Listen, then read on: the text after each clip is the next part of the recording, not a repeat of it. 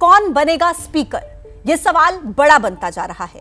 BJP हर हाल में speaker की कुर्सी अपने पास रखना चाहती है और इसके लिए एनडीए के सहयोगी दलों से बात करने की जिम्मेदारी पार्टी ने रक्षा मंत्री राजनाथ सिंह को दी है। 24 जून से शुरू हो रहे संसद के सत्र के लिए राजनाथ सिंह के घर पर इस वक्त बैठक भी चल रही है।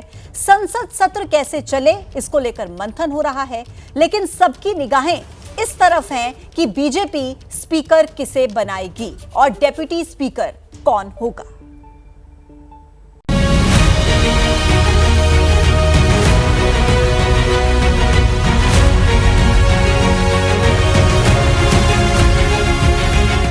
चार जून को देश में आम चुनाव के नतीजे आए। ठीक 5 दिन बाद यानी 9 जून को नरेंद्र मोदी ने तीसरी बार प्रधानमंत्री पद की शपथ ली और अब 26 जून को यह तय हो जाएगा कि आखिरकार लोकसभा का स्पीकर पद किसके पास जाएगा। बीजेपी ने गठबंधन के नेताओं के बीच राजनाथ सिंह को सहमति बनाने की जिम्मेदारी दी है। फिलहाल राजनाथ सिंह के घर बैठक चल रही है, जिसमें पार्टी के राष्ट्रीय अध्यक्ष जेपी नड्डा, किरेन रिजिजू, राममोहन नायडू, चिराग पासवान और ललन सिंह समेत कई नेता मौजूद हैं। इधर सहयोगी दल पहले ही साफ कर चुके हैं कि स्पीकर पद के लिए पहला हक सत्तारूढ़ पार्टी का होता है। बीजेपी सबसे बड़ी पार्टी है, लिहाजा उनका अधिकार पहले है। देखिए, स्पीकर का पद सदन का सबसे ज्यादा मर्यादित पद होता है और जो रूलिंग पार्टी है पहला अधिकार उसी का होता है उस पद के लिए। तो जो इंडी गठबंधन की जो मांग है या जो उनके बयान हैं वो आपत्तिजनक है। भारतीय जनता पार्टी या एनडीए गठबंधन का पहला हक उस पद पर है और हमारी पार्टी का मानना है कि भारतीय जनता पार्टी गठबंधन की बड़ी पार्टी है, वो उसका अधिकार पहले है, इसलिए इस पर की गई कवायद बेकार है। हमने एनडीए के नेतृत्व में चुनाव लड़ा है। ये सही है कि टीडीपी और जेडीयू की भूमिका निर्णायक है, लेकिन हम एनडीए को कमजोर करने का कोई प्रयास नहीं करेंगे। स्पीकर पद के लिए फिलहाल जो नाम सबसे आगे चल रहे हैं उसमें पहला नंबर राजस्थान के कोटा से लगातार तीसरी बार सांसद बने ओम बिरला का है और डिप्टी स्पीकर के लिए बीजेपी की आंध्र प्रदेश अध्यक्ष डी पुरंदेश्वरी का नाम सामने आ रहा है। पुरंदेश्वरी चंद्रबाबू नायडू की पत्नी नारा भुवनेश्वरी की बहन है।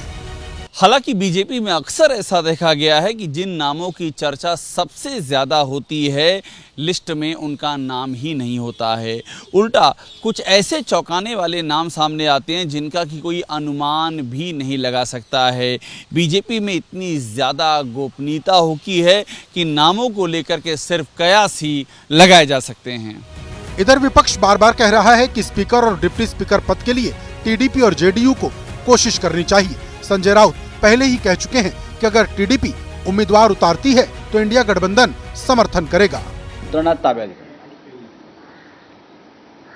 कीर्तिकरांना विजय घोषित केलं होतं, तरीही 2दा फेर मतमोजणी करून त्यांच्या विरुद्ध निकाल देण्यात आला आणि त्यामध्ये रिटर्निंग ऑफिसर वंदना सूर्यवंशी यांचा मोठा हात आहे।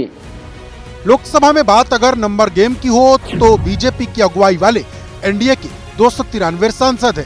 बीजेपी 240 सीटों के साथ एनडीए की सबसे बड़ी पार्टी है, तो टीडीपी के 16, जेडीयू के 12, शिवसेना शिंदे के 7, लोक जनशक्ति पार्टी रामविलास के 5 और बाकी 10 पार्टियों के 13 सांसद हैं।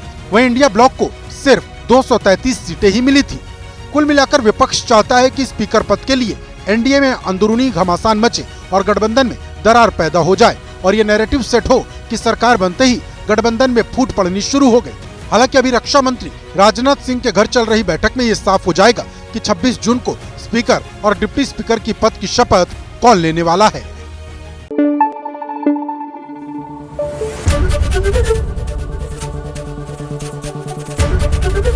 एबीपी न्यूज आपको रखे आगे।